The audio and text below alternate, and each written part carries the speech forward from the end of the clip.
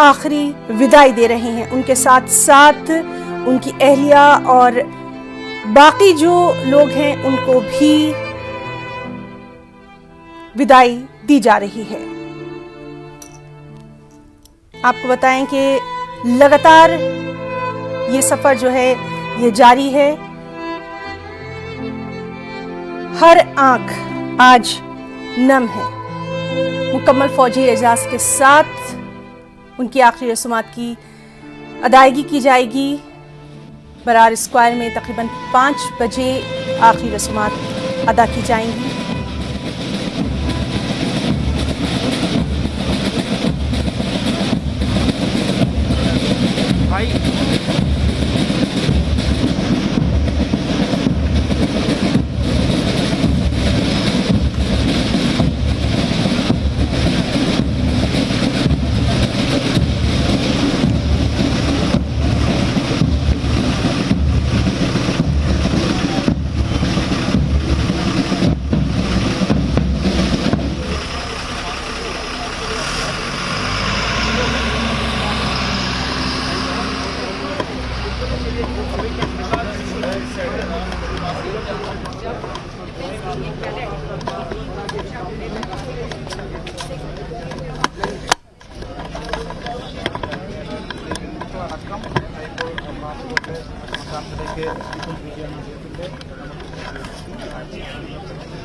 കാണാൻ കഴിയുന്നത് എല്ലാവരും എത്തിച്ചേർന്ന്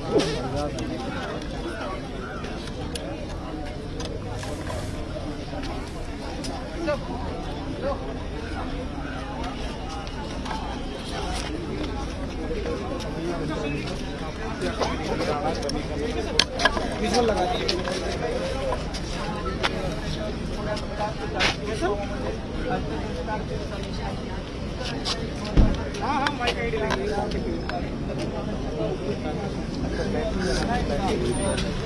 लाइव की बैटरी, हाँ नमस्कार, लाइव की बैटरी देनी थी ना, दे दिया।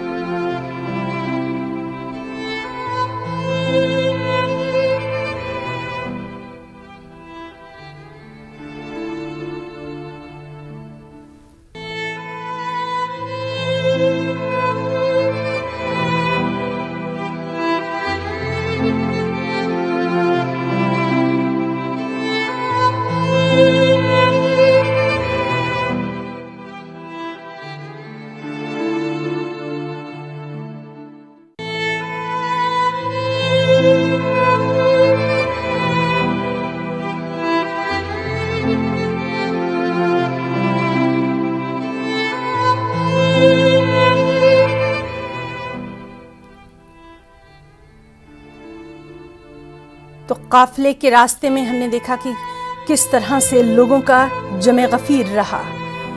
सीडीएस जनरल बिपिन रावत की आखिरी रस्मात अब से कुछ देर में अदा की जाएंगी। बहादुर और दूरंदेश जनरल को वुज़रा, सियासतदान, अवाम और मुख्तलिफ शोबा हयात की नुमाइंदा शख्सियात लगातार खराज अकीदत पेश कर रही हैं। उनके इस आखिरी सफ़र पर हमने देखा कि किस तरह से न सिर्फ उनके आबाई वतन, आबाई रियासत से आए लोग भी शामिल हुए, हर ख़ास आवाम ने अपना खराज अकीदत पेश किया। न सिर्फ मुल्क बल्कि पूरी दुनिया से उनके लिए अफसोस, खराज अकीदत के पैगामात आए। यहाँ तक कि उनकी जो आखिरी रस्मात हैं, आपको बताएं कि दिल्ली छावनी के बरार स्क्वायर पर वाक़ शमशाद घाट में अदा की जाएंगी। और कल ही जनरल बिपिन रावत, उनकी अहलिया मधुलिका रावत और दीगर 11 फौजियों की लाशें तमिलनाडु से दिल्ली लाई गई थीं। पालम एयरपोर्ट पर पीएम नरेंद्र मोदी, वज़ीर दिफ़ा राजनाथ सिंह, कौमी सलामती मुशीर अजीत डोभाल, तीनों फ़ौज के सरबराहान ने मुल्क के पहले chief of defence staff general Bipin Rawat और दीगर फौजियों को खिराज अक़ीदत पेश किया था। और उसके बाद से लगातार ये सिलसिला जारी है। आज जब ये काफ़िला रवाना हुआ तो मिलिट्री ट्रक था जिसके ऊपर उनके जिस्म खाकी को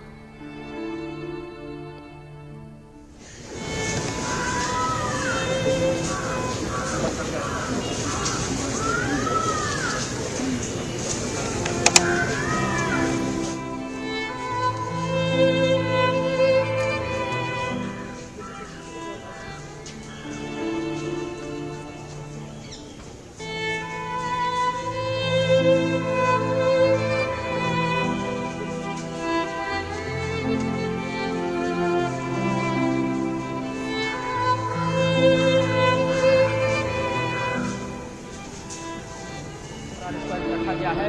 और इस वक्त का दृश्य जो है उसमें आप देखिए कि किस तरह की खामोशी है, क्योंकि तीनों ही सेनाओं को जिस तरह से ये स्ट्रक्चरिंग करने का काम जनरल रावत कर रहे थे, जिस तरह से उन्होंने सेनाओं में नई जान फूंकी थी, जिस तरह से भारतीय सेना को और उसके साथ